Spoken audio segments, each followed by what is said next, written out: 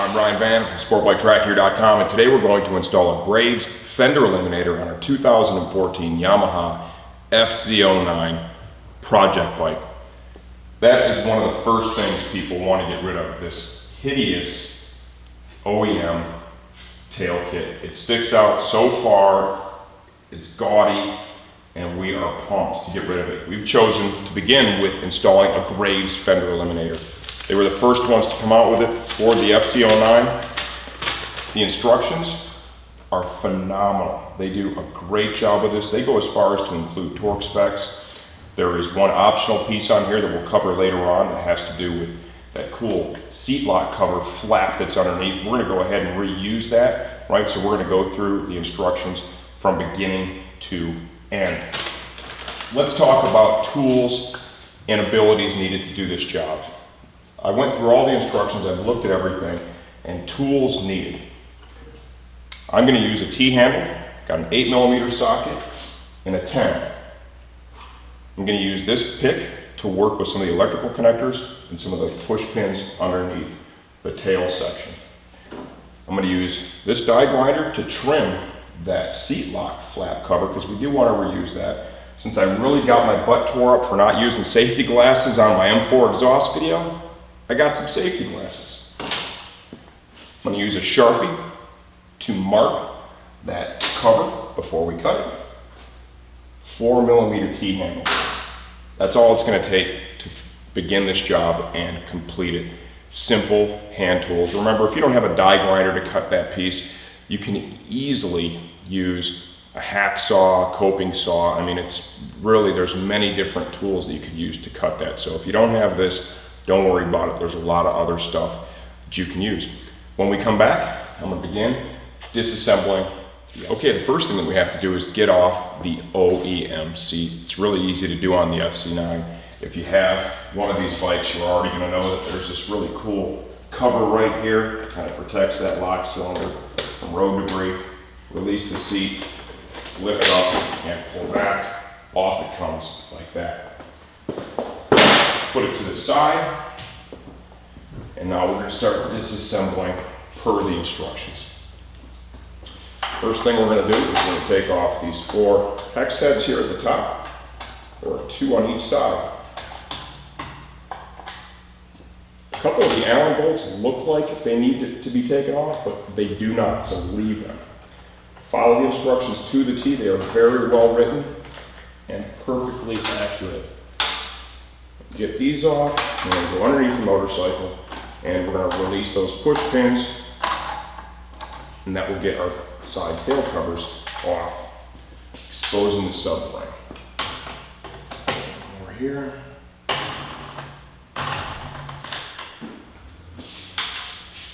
Okay. Underneath the tail, right here, follow me under here, Josh. To get these push pins out, all you have to do is you push in on the center until you hear it click, and then it comes out. When you reuse it, you simply push that back through and then seat it again once you are reinstalling the tail pieces. Got one up in the front here. Make sure you save all these because these all need to go back in.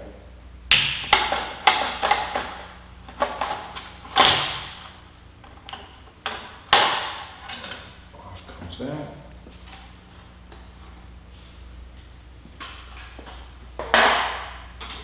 Repeat the process over here on the other side.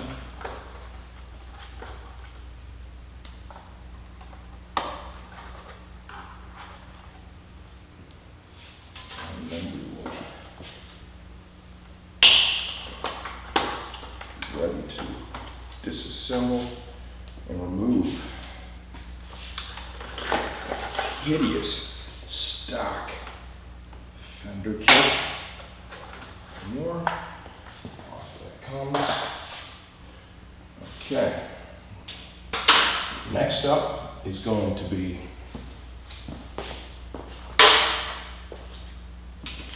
removing the rear seat bracket right here. These are the 8mm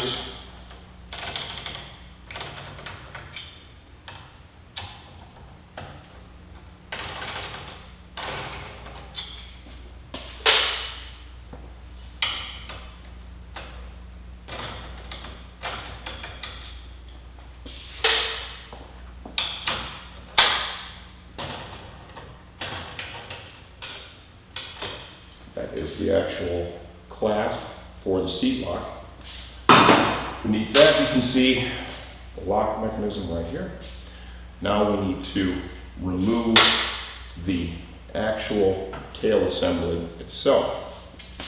We need to get back to the 10mm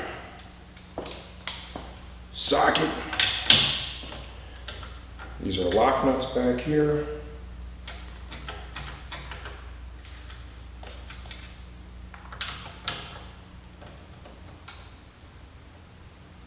We're also going to have to unplug the electrical connectors for the turn signals and the license plate light. I'm also going to unplug the tail light, just like move it out of the way.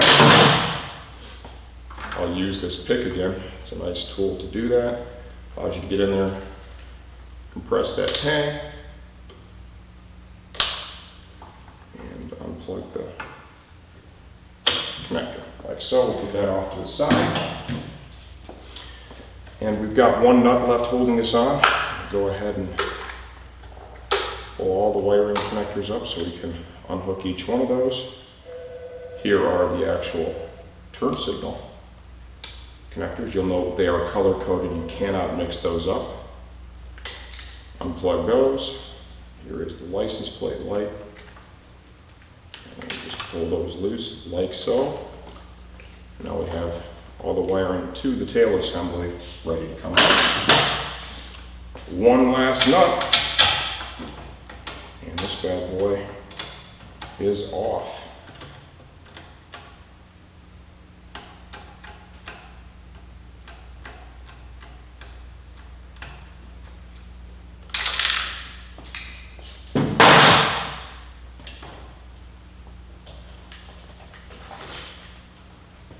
There you go, there is the stock assembly. It is humongous and heavy. And right underneath here, I'm going to give you a look at that cover that we're going to be reusing. Personally, I want to reuse it because I like how it covers up that lock cylinder. I think it's just going to keep debris from getting inside that lock cylinder and make it more difficult to get the seat off. When we come back, we'll be over at the bench getting to get everything ready to reinstall our Graves Fender Eliminator kit. Okay, we're over at the bench and now we're going to go ahead and we're going to get the Graves Fender Eliminator ready to install on the bike. First thing that we need to do is remove this seat lock cover. See if we can get in here, Josh. Essentially what we have here, there are tabs that are located right here. You need to push in on that tab, like so, to release it. Okay. And there it is, just like that. We also need to get in here and remove the stock turn signals. We're going to be reusing those. You need to get in and release the plastic retainer. It's held into the rubber housing. Make sure you save all these pieces because we are going to be reusing this to facilitate the installation on the Graves kit. I'm going to pull the harness through.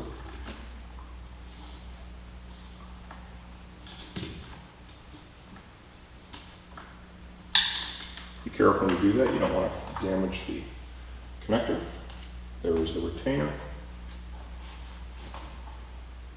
And then distort the turn signal and pull it through like so. You can see this is just rubber. It's super flexible, remember, because it needs to vibrate on the bike. It needs to be able to move around without breaking. I'm going to repeat the process on the other side.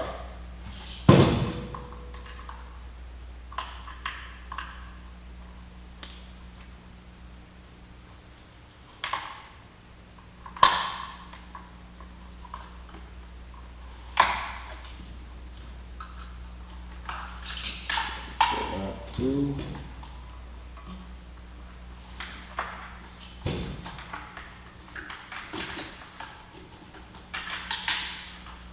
And store the housing a little bit.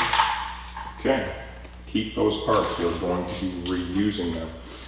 Okay, now we can put this to the side after we get off our license plate.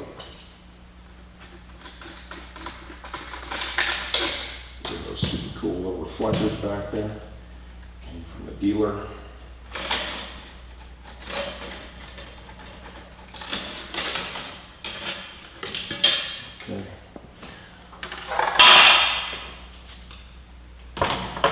next up is modifying this. They supply a template to help us do just that. Go to the instructions. Let's have a look at how they want us to use this. Looks like this is going to sit right up against the spring, like so. And we're going to need to make a couple of marks here. First mark is going to be our cut line, right there. Next two are going to be for the holes that we need to drill through. Got a 6mm drill bit installed. Cordless right here. Go ahead and get to the holes first. I'm going to work safely today. Got some super sweet OSHA approved safety glasses on.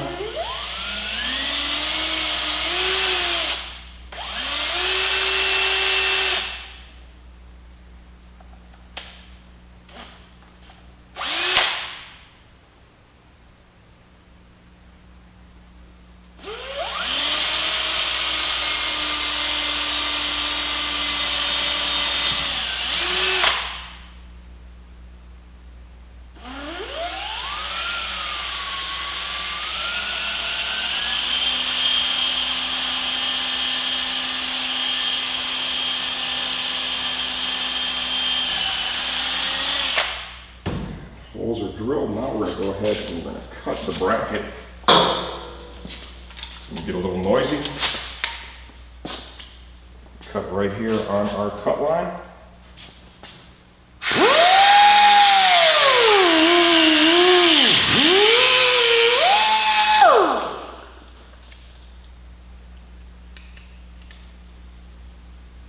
That looks pretty decent.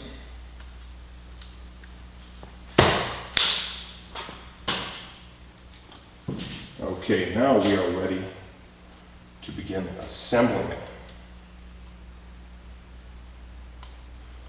We've got the holes drilled, cut the seat lock cover, install the seat lock cover on the underside of the Fender Eliminator. Like so. It's going to go in there. Like that. We have the 6, 12, 11 heads. Got some spacers that are going to go along with that as well.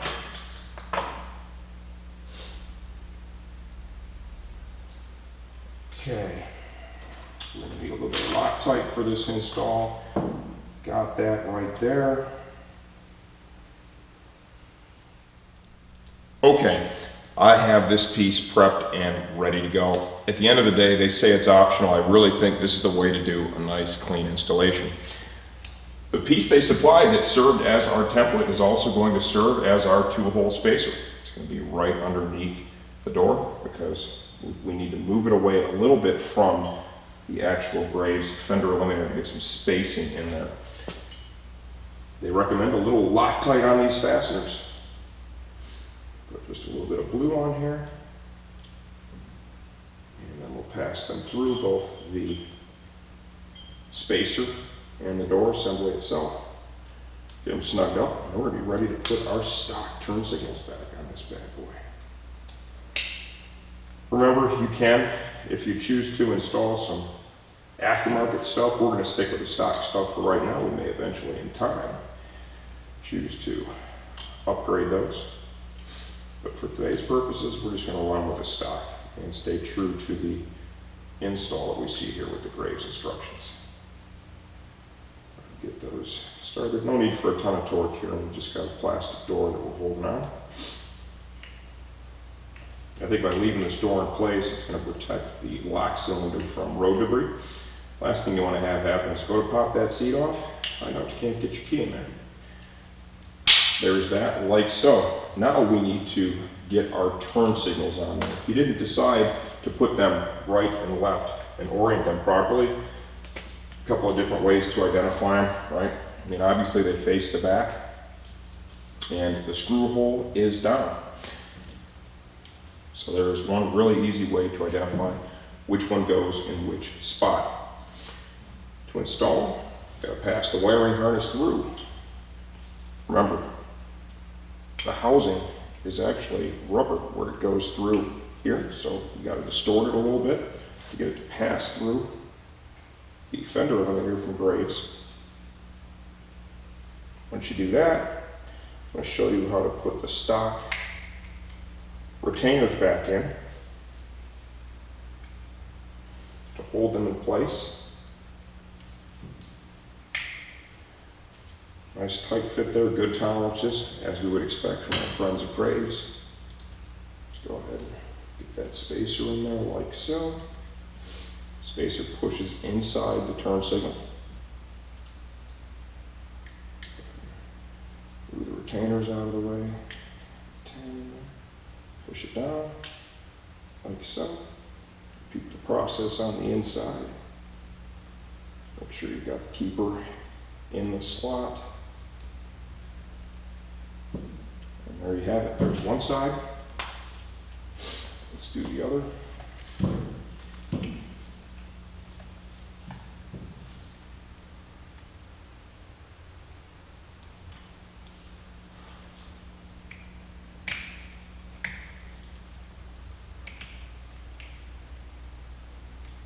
All tucked inside there. Pass it through. Let's grab our retainer. And repeat what we showed you on the other one. Pushes in.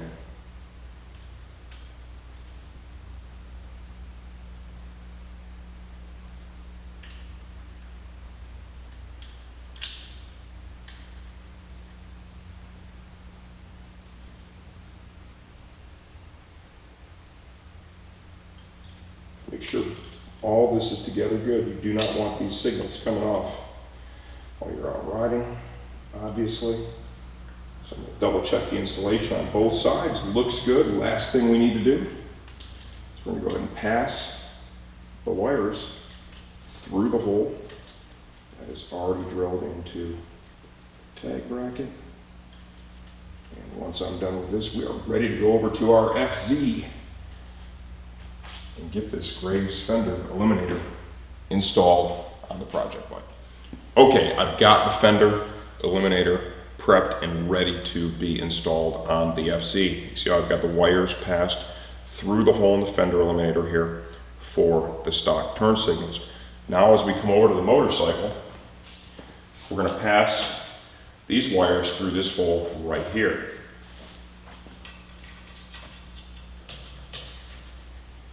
Like so.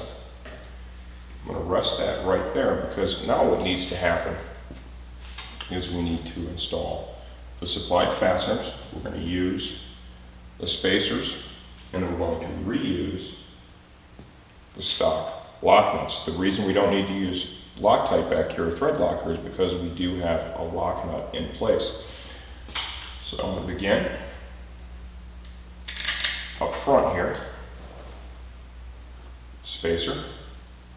When you're doing this, as we go through it, one of the key steps is going to be making sure that you are not pinching that stock wire harness, okay? You don't want to end up with an electrical problem back here. There's plenty of insulation on those wires, right? You route them correctly, use the spacers as described in the instructions, and you really should not have a problem. Repeat the process here on the other side. Pass that through. Let's get our lock nut going here. Okay, now that can kind of hang out for a second. Not that I dropped. And now we need to get our tail light assembly right here. Because as we pass the other bolts through and put the spacers in, we need the tail light to complete that. Let's go ahead and get the fastener, spacer, lock nut. Slide the fastener in, through the spacer, and up like so. Support the tail light. Just barely going to start that lock nut. Okay, I don't want draw it out too much because it'll make it hard to put the other fasteners. Just a couple of quick threads there. Come over to the other side and repeat the process.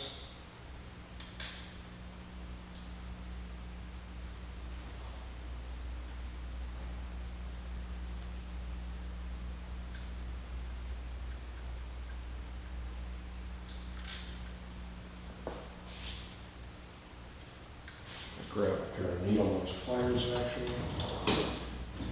Use that to help me guide that spacer in there. So I pass the fastener through. Hold it like that. So give me a lot better access. Line up through the hole. And we'll go ahead and get our tail light slid over. Okay, now this part here is where we really want to pay attention to the turn signal wires. We just want to make sure that we've got enough clearance in there. It looks like we're going to be good to go. I'm going to need to use the 4mm T-handle as well as my T-handle with a 10mm socket to get these fasteners tight.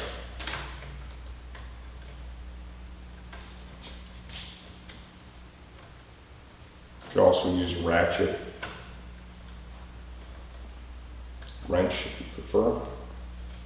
Let's go and move on to the next one.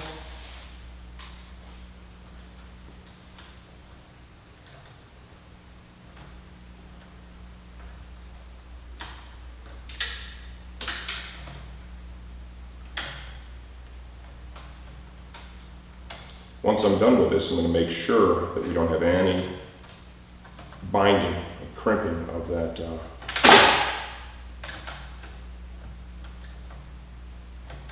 turn signal wiring.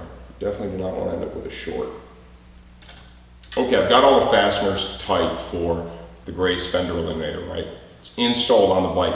The next step, which is going to be the critical part in my opinion, is we need to make sure that we did not disturb the wiring here. And how I'm going to do that is really pretty simple. I'm actually going to come to the back here where the turn signal wire is, right, before it passes through the bike. And I'm going to kind of tug it like this on both sides. And you can clearly see that it's moving in there, so it is not going to be pinched. So that way on both sides, we've done a good job there. Now let's go ahead and get this routed so it's nice and tidy. In the tail, we need to plug back in our tail light as well. It's a little tougher to do once I've already installed it, but we should be able to do this here without any trouble.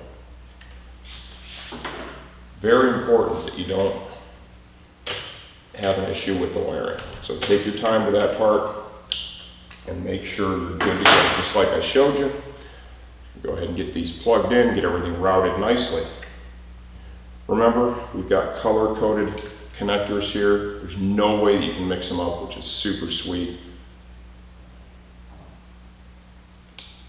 Okay, now reroute using all of the stock mounting points. Remember, we've really brought this up a lot closer to the bike, so you're going to have some extra wire here. Don't worry about it.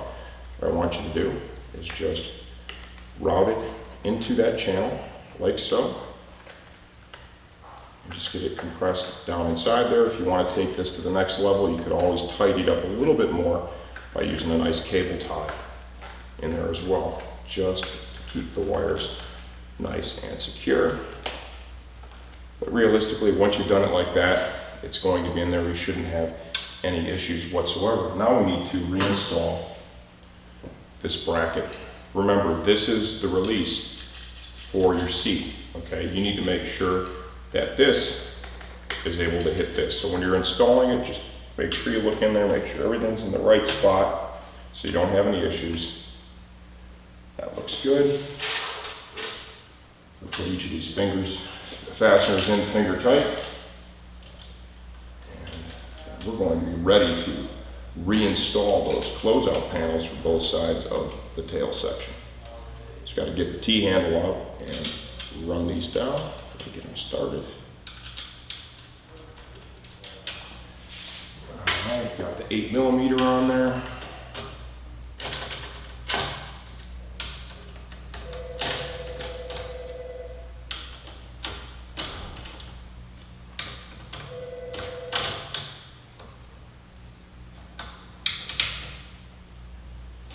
Nice even torque.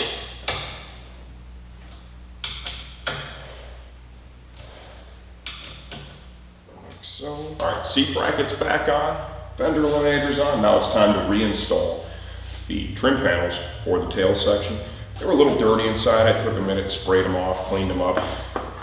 It's good to take advantage of the opportunity to do that. Go ahead and slide it in place. I'll put the hex heads in, just get them started. You'll notice these are a shouldered hex head. Right? When you are tightening this up, I want you to make sure the shoulder passes through the hole in that panel so you don't end up putting pressure on the plastic panel and cracking it. That's pretty important. I'll slide this one in, like so. Once I get this started, we're going to go underneath the tail and we will put all of our push pins back in. Then we'll come back up here and snug up these fasteners. Remember, with the push pins, we'll just give you just a quick lesson here. To release them, right, you end up actually, get something to compress this with. You actually push it inward like that, and that releases the pressure on the push pin. In order to reinstall, you need to push that back through, okay, like so. And now you're able to install it back on the bike again. You need to get up in there and locate the hole, push it in place, and you can hear it lock in there. We're going to show you on another one too that's going to be a little more visible. These are really kind of tucked away, so the other fasteners give us a better chance to do that. These are typically completely reusable. See, I've got it in place, like so. What happens is when that tab is pushed in, it expands so that it pushes all the fingers out, right? So it can't pull through the hole.